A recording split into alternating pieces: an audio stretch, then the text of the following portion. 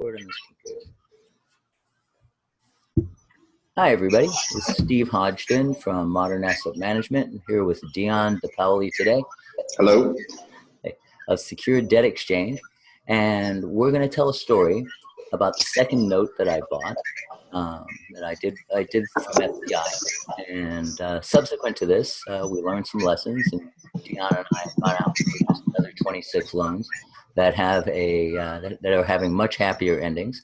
So this is well, we'll start the story and we'll tell you about it.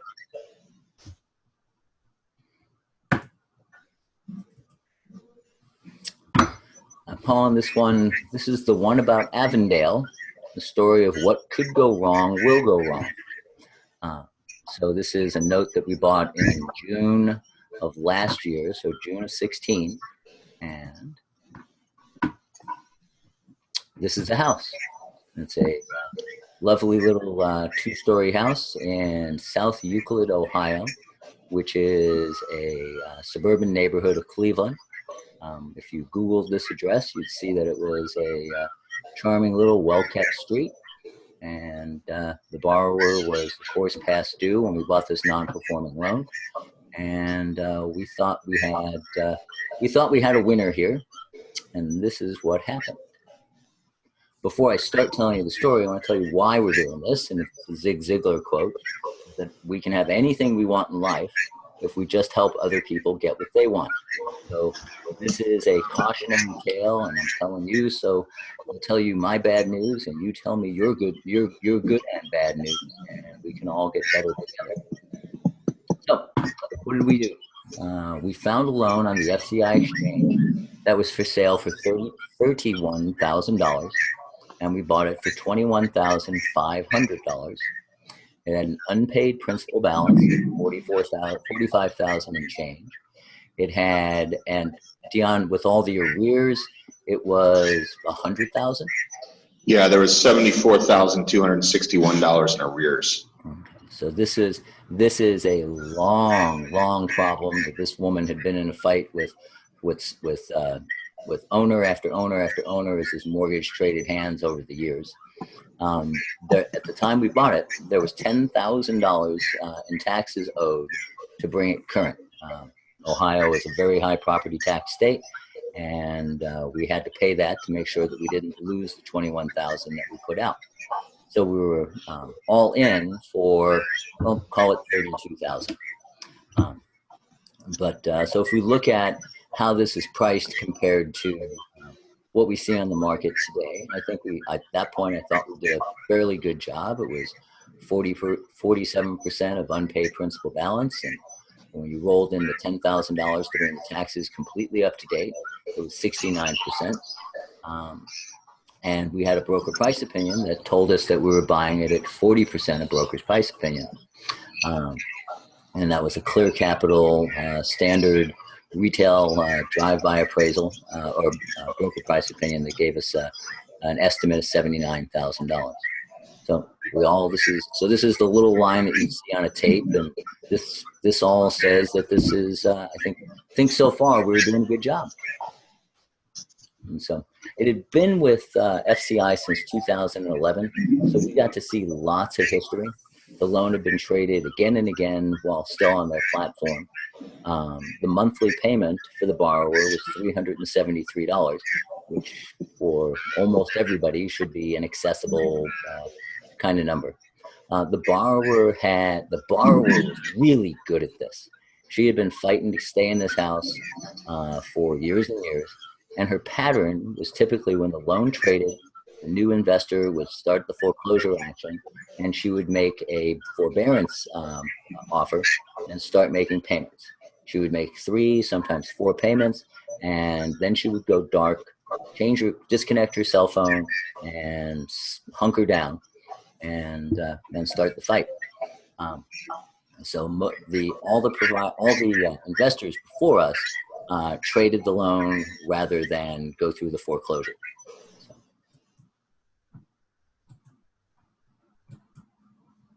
So what did we do? We kept the loan at FCI. I put it into their full service collection. Again, this was the second loan I bought, and I wanted to see how the service providers do their work.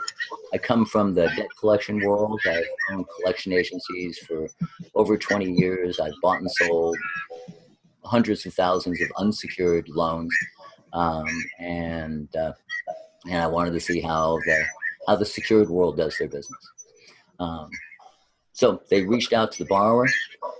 They got a financial hardship package, and it comes out that her income was $765 a month.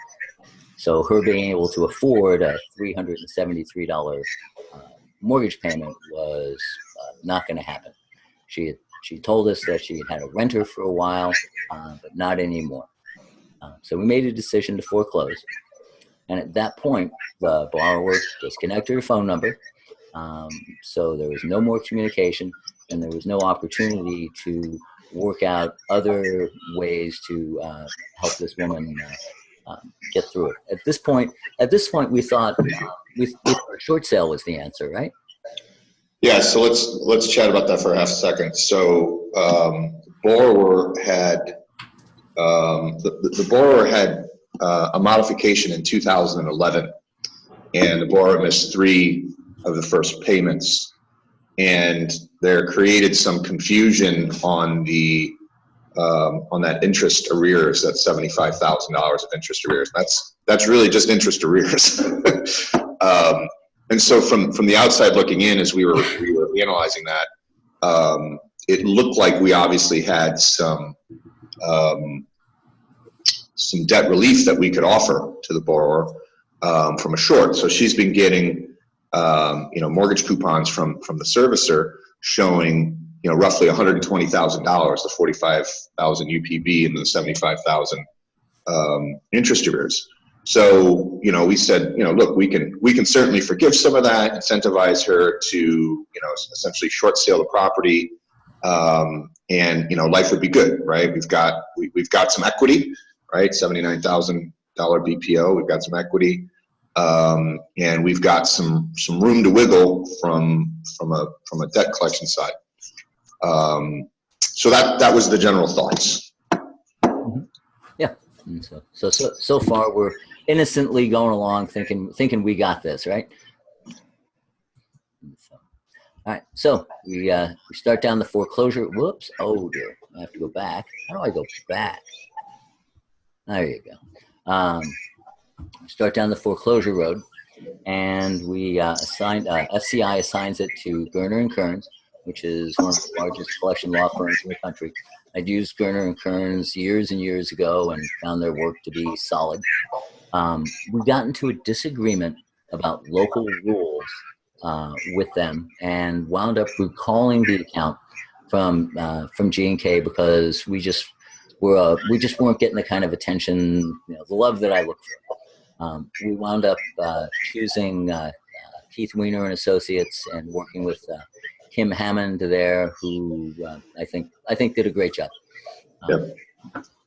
And she was always responsive, gave us lots of education, including that Cuyahoga County has special rules that we knew some of, but we found out that the city of South Euclid had even more special rules, as we'll find later. But the borrower had to be given more notice, and they had to be given more time to cure. So what that proved is that my argument with G&K, they were right, I was wrong. So I wound up spending about $1,500 to G&K, and then having to start all over again with Kim Hammond. So we had a $5,000 foreclosure fee budget, and we spent more. The other issue, and this is something that I've heard people not understand, in order to have legal standing in court in Ohio, you have to register your entity. Right? That doesn't mean that Steve can go register in Ohio to somebody. My company had to register in Ohio, and your LLC or partnership or whatever has to do that. And that takes it's not hard to do, but it's a fee and it takes a little time. So as you're buying in Ohio, I'd suggest you get registered in Ohio right away. Otherwise, you get to foreclosure court, and the judge, who often acts as the debtor's pro bono attorney, will throw your case out. So, all right. So here's my license. I'm very proud of this. I used to be licensed in Ohio for years and years, so now I have my new certificate. I'm not going to put it up on the wall. So I used to have a wall that had 30 state licenses on it. But like I said, I was running a fairly large unsecured collection agency. So we go through the foreclosure, we win, and knowing that was gonna happen, I needed to get an asset manager on the ground, and I decided to use Holton Wise after listening to a podcast that he did with the folks at Bigger Pockets, and then reading through his threads, and through Bigger Pockets is how I came to be on it. I was reading, and if any of you followed Dion on Bigger Pockets, but if any of you don't, you really should. This is the quietest I've ever been. To say that Dion is cynical is an understatement. And he will rail against injustices he sees in the non-performing loan space, and by finding him, I said I built a really solid loan portfolio. It generates all the income that I need. There's great loan to value. I can go on and on doing a Dion commercial, but he'd get embarrassed. I know, if you don't know us and you haven't talked to Dion, go look up Dion on Bigger Pockets, reach out and spend a half an hour learning, getting an idea of what you don't know. So James Wise is one of the principals at Holton Wise, and he also is very much a Dion cut to the chase, no BS kind of guy. Excuse me.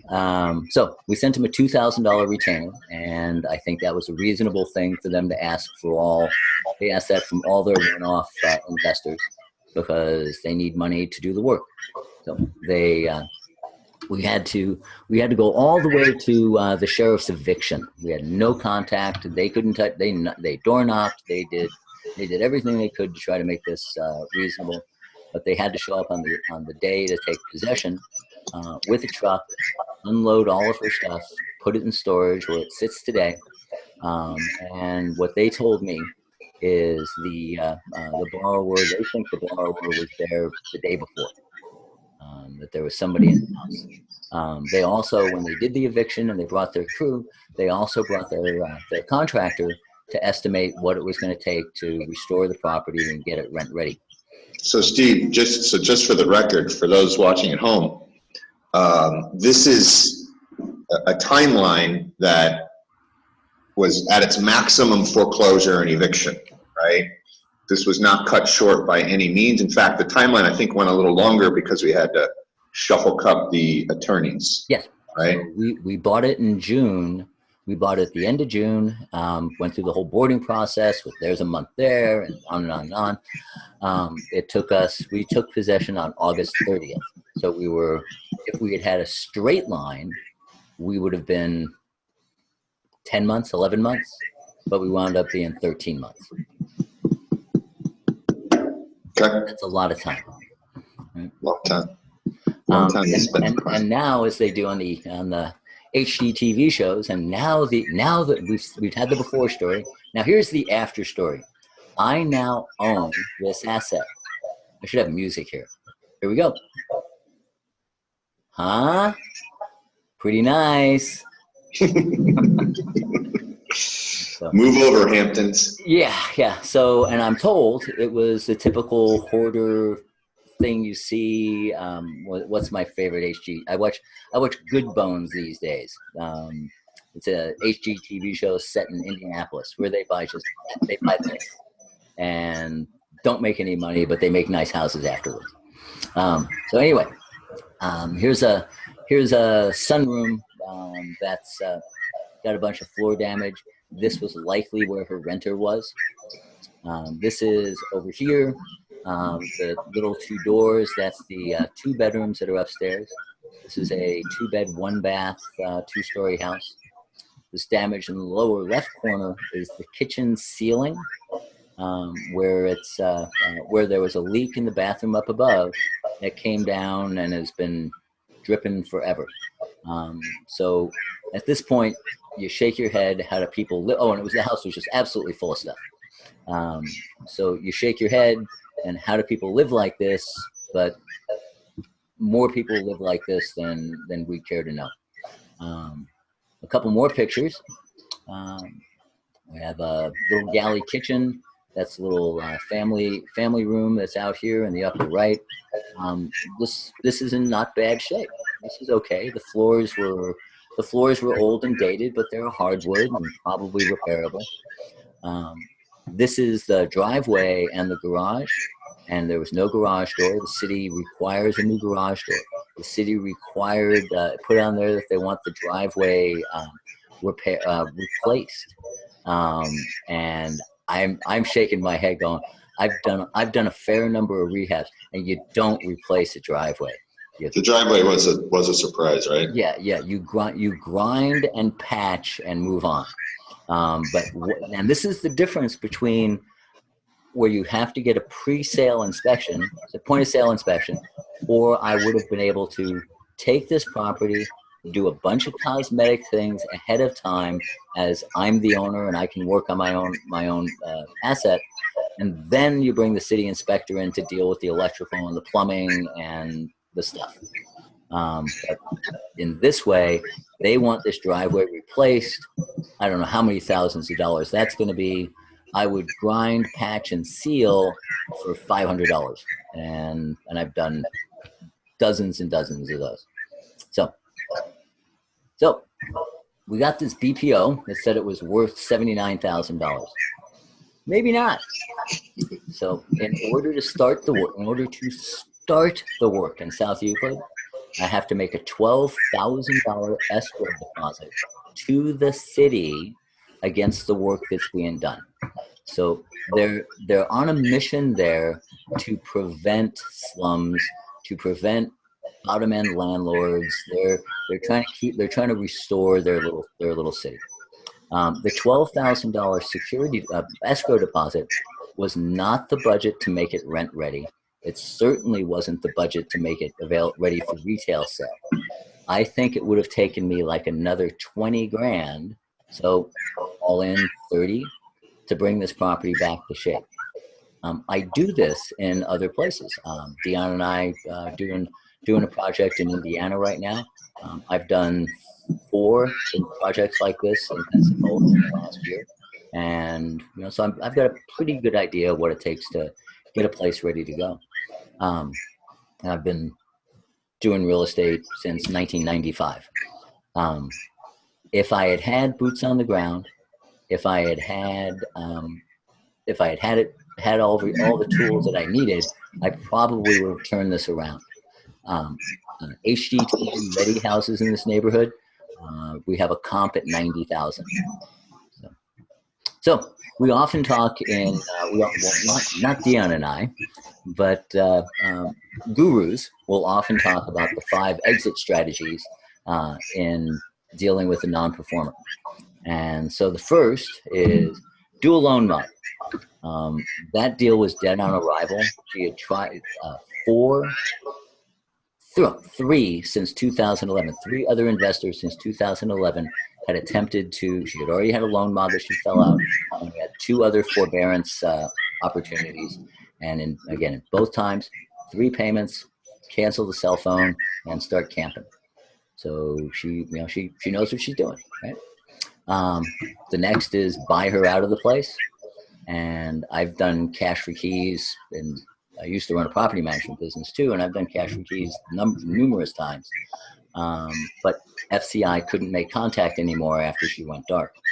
That's where I think that maybe we could have made some improvement by hiring our own door knocker or real estate agent to go out there and try to work something out. The next step is add it to my rental inventory, and this was and will be a possibility, but it wasn't for me because I didn't have the I didn't have the staff on site to take it.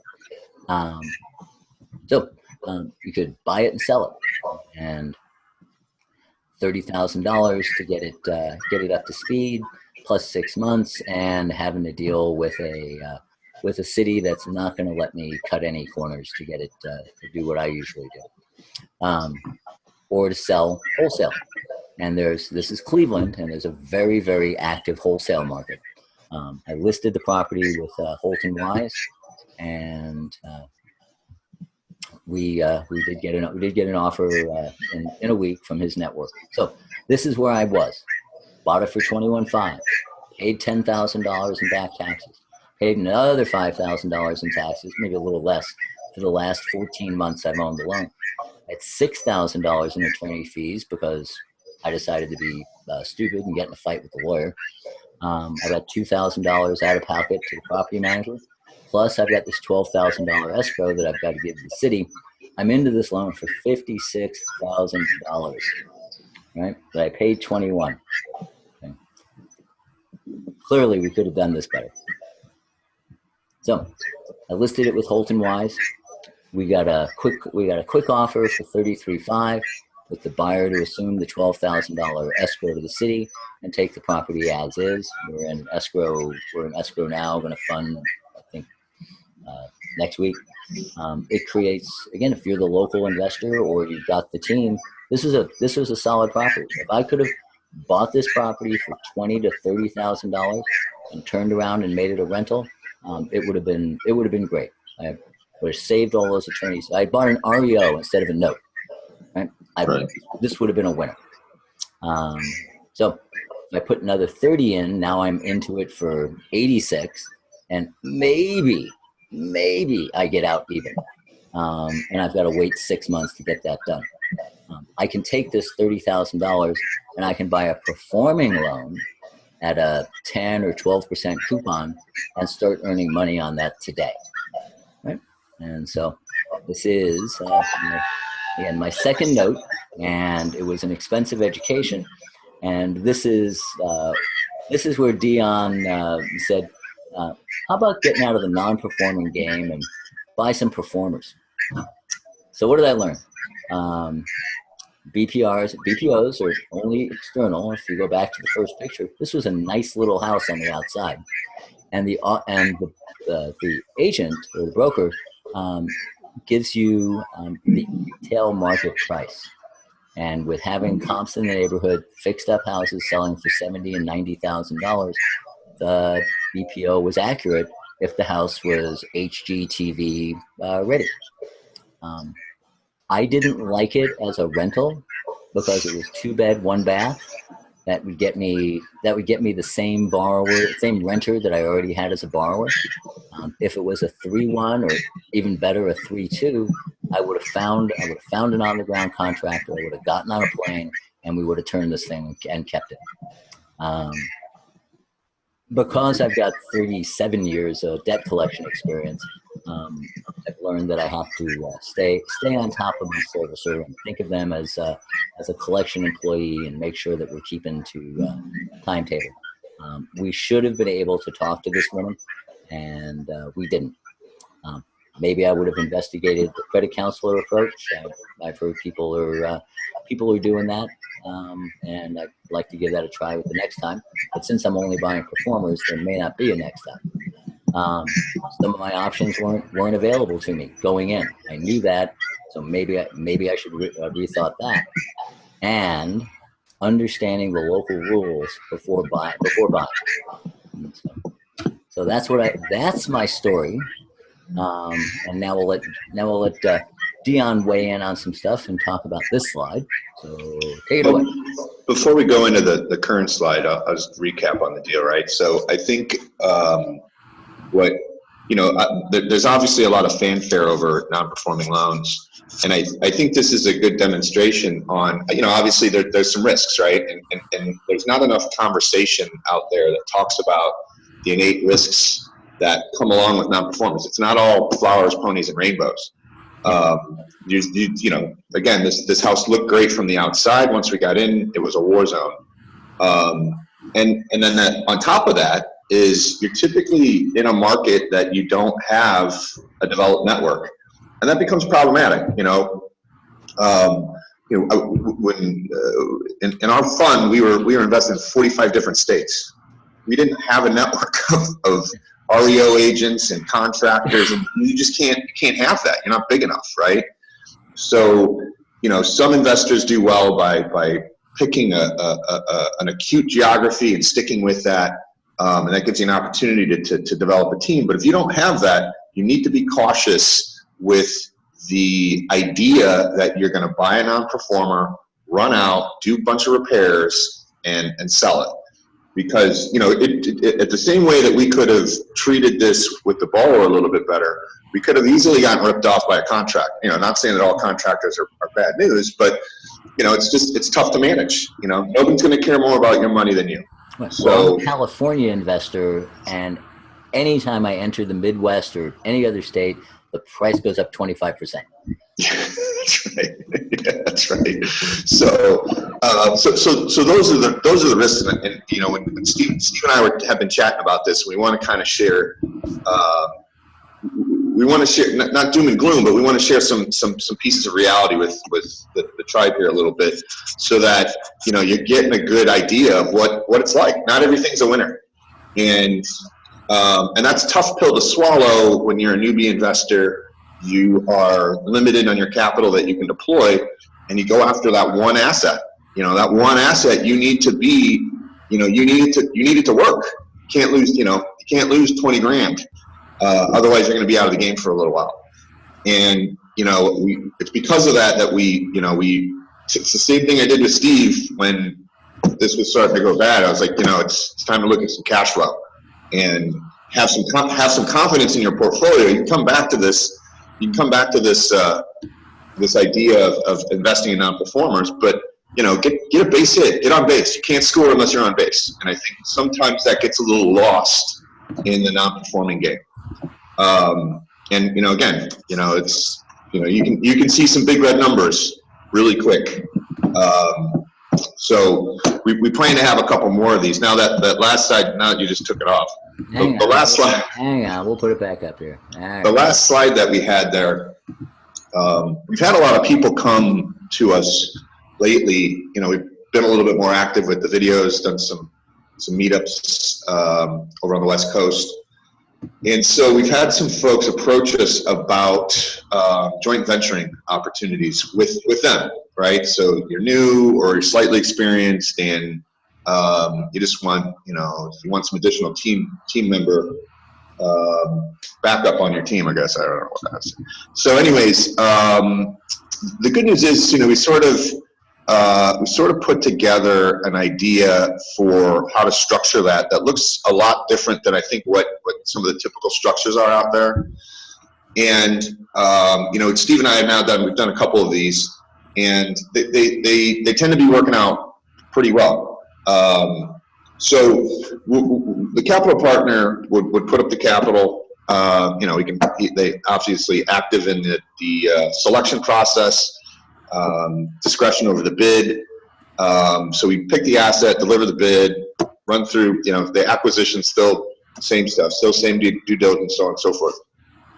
But what we would do is create a high watermark for the cost basis on the asset. We would create, so we'd have the purchase price plus any due diligence fees, boarding fees, legal fees, any advances that need to be made. So if we bought something for $50 and, we anticipate putting in $60 or $10 for costs and fees and so on and so forth, we create a high watermark for $60. And then what that does is that protects the investor for what their cost basis is going to be. We give them a little margin on top of that, so they're going to make a couple bucks, and then we create a split north of that. So if you're going to put $10 in, you're at 60, maybe we call it 65. So the investor gets the capital partner gets the first 65, and then everything above the 65 gets split with the capital partner getting the lion's share, but the split's a little heavy. So it'd be like 65, 35, 60, 40 kind of thing, depending on the asset. Now, some of those assets, you know, we're not out to create joint ventures that don't need us, right? If you're buying a vanilla performing loan and the borrower's been making payments for 5 years, you don't need us. Go to the mailbox, get your check, go to the bank, cash it, go to the beach, right?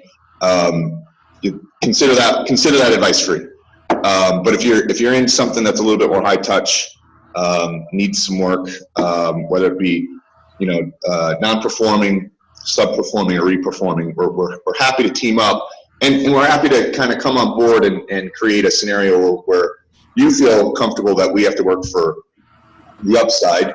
And, you know, look, if we're putting our money where our mouth is, we're securing you, giving you a profit, and we're not sharing anything until that is achieved. And if we don't achieve that, then we don't get diddly. So we think that's a decent approach. The loans would be more than likely boarded at FCI, unless you have an account at a bigger servicer. We can interface with whatever service you want. You know, we have a lot of stuff over at Security National, but that's a little difficult to get a one-off over there. And the loan would be vested in the capital partner's name. We would just be added on the account as management, which is, again, something we've done. So most of the servicers at least know me. You know, they're starting to get to know Steve. He's making some noise. So yeah, so that's our program. If you'd like some more information, feel free to get a hold of Steve or I. Our emails are there, or you can give us a buzz. We'll be happy to discuss any of that stuff that might come up. We are looking forward to putting out some more cash flowing loans. We haven't had a lot of success with the non-performers that we put out. You know, I think, you know, one side note on that, you know, we're getting into the winter season. We would expect to see a depression in real estate values. Sales will decline. National Association of Realtors has come out and told us that sales have slumped over the last 60, 90 days. So situations like this with Avondale, where we can't see inside, are compounded when the natural market, the retail market's going to get pushed down, right? So what we have is a 79, and we got pushed down to, you know, whatever, 30 because of the interior. That 79 retail side might, you know, we could be seeing some drops here in some markets where that becomes a 60. So, you know, buyer beware. It's time to start being concerned. Some of our markets look a little like they did in 2006, and we all know what happened in 2007. And that's why we like cash flow. Why, Steve?